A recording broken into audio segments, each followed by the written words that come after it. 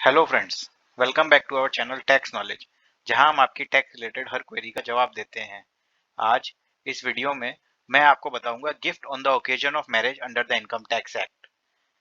Marriage के occasion में जब एक पर्सन को कुछ गिफ्ट मिलता है तो उसको इनकम टैक्स में कैसे ट्रीट किया जाता है, आज इस वीडियो में मैं आपको बताऊंगा। इससे पहले कि मैं आगे बढ़ूं, मैं आपसे रिक्वेस्ट करूंगा कि आप हमारे चैनल को सब्सक्राइब करें और बेल आइकन को प्रेस करें ताकि आपको हमारे वीडियोस के रेगुलर अपडेट्स मिलते रहें। तो दोस्तों, किसी भी पर्सन की लाइफ का one of the most important event जो है वो उसकी मैरिज होती है। और उस मैरिज के ओकेजन में उस पर्सन को बहुत सारी गिफ्ट्स मिलते हैं। कैश गिफ्ट्स भी हो सकते हैं, काइंड में भी गिफ्ट्स हो सकते हैं। छोटे अमाउंट, बड़े अमाउंट, छोटे गिफ्ट, बड़े गिफ्ट, कुछ भी हो सकते हैं। लेकिन ये जो गिफ्ट्स उस पर्सन को रिसीव होते हैं, ये इनकम टैक्स में टैक्सेबल होते हैं। और ये इनकम टैक्स की सेक्शन 56 में इनकम फ्रॉम अदर सोर्सेज में टैक्सेबल होते हैं।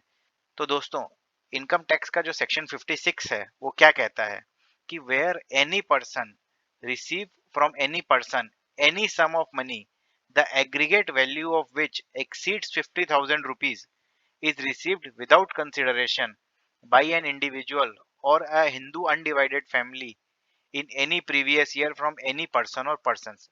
इसका ये मतलब हुआ कि आप अगर किसी भी पर्सन से 50,000 रुपए या उससे ज्यादा का कोई भी पैसा रिसीव करते हैं या काइंड में कुछ भी रिसीव करते हैं जिसके लिए आपको उसे कुछ देना नहीं पड़ रहा है, तो वो आपकी इनकम फ्रॉम अदर सोर्सेज हो जाती है।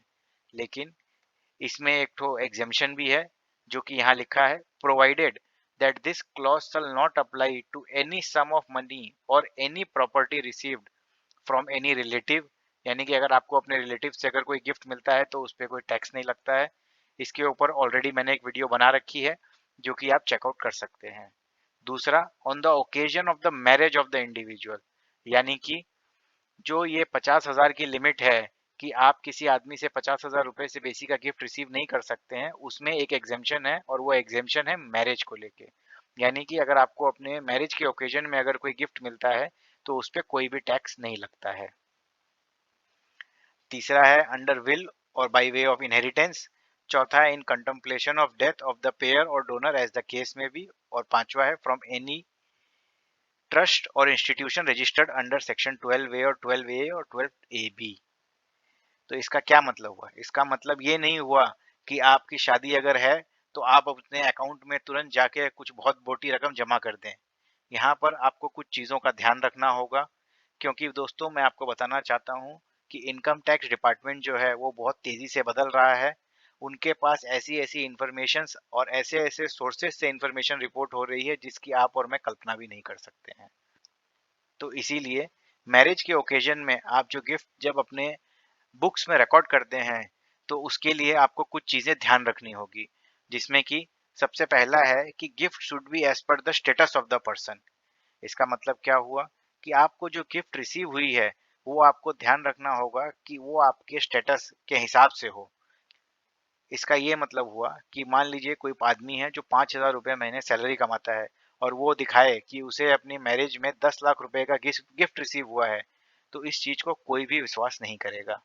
उसी तरह gift should be as per the expense made on marriage as per books. इसका मतलब कि आपने मैरिज पे जितना खर्चा किया है और जो आप गिफ्ट रिसीव कर रहे हो वो दोनों मैच होने चाहिए। ऐसा नहीं हो कि आपने मैरिज में खर्चा तो 5 लाख किया है और आप गिफ्ट रिसीव कर रहे हो 25 लाख रुपए का। ऐसा कभी भी नहीं होता है कि आपने जितना खर्चा किया उससे बेसी रुपए आपको मिले। उसके अलावा gift should be supported with the list of guest. ऐसा नहीं हो कि आपने दिखाया कि भाई आपने तो शादी में सिर्फ 25, 30 या 50 जन को बुलाया है और आपको गिफ्ट एक बहुत मोटी रकम मिल गई हो। उसके अलावा जो अमाउंट ऑफ गिफ्ट जो आप ले रहे हैं अपने बुक्स में जो आप दिखा रहे हैं, अगर वो बहुत बड़ा है तो उसको सपोर्टिंग डॉक्यूमेंट्स के साथ भी आपको प्रूफ करना होगा।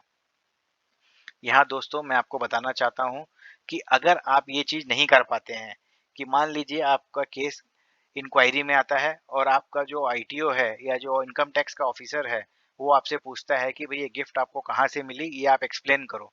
अगर आप इसको एक्सप्लेन नहीं कर पाते हो तो ये आपकी अनएक्सप्लेन्ड इनकम बोल के ट्रीट हो जाएगा। जैसा कि मैंने अभी आपको बताया था कि सेक्शन 56 में ये जो गिफ्ट मिलता है वो इनकम होता है।